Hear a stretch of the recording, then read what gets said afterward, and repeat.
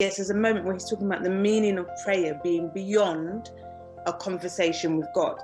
And I read it and I completely agreed with it. He spoke about Moses, and Moses not just having a conversation with God, but also when he approached the Red Sea, then Moses being given an assignment to carry out what God had spoken to him.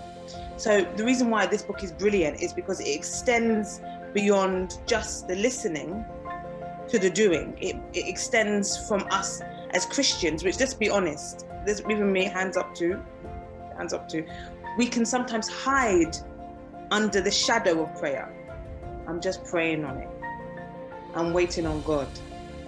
Let me pray. Let me pray. When are you truly praying? Because actually, if we went to God in prayer, maybe God's response would be, actually, can you do what I've told you to do? Sometimes, is it because of fear? It could be because of a lack of faith. It could be because of a lack of accountability. There are many reasons why us as Christians, we've become beholden. We're just hiding under the shadow of prayer. If somebody says to you, oh, I'm praying about it, who's going to be the person that says, don't pray?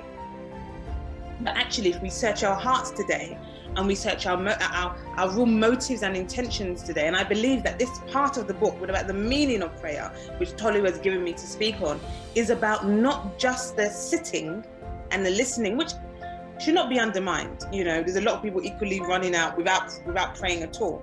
But there comes to a time of a believer where we are to do what God has instructed us to do. And actually, that's the fight of faith. Actually, that's when we actually need to step to Moses, to stretch out his hand. Nobody speaks about this, really, I believe, because we can't. Not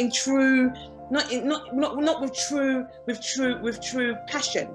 To have a Red Sea in front of you, to have a whole nation for which you have now become responsible for, to have army of the opposition coming with the intent to kill, not to have a cup of tea, coming with the intent to kill.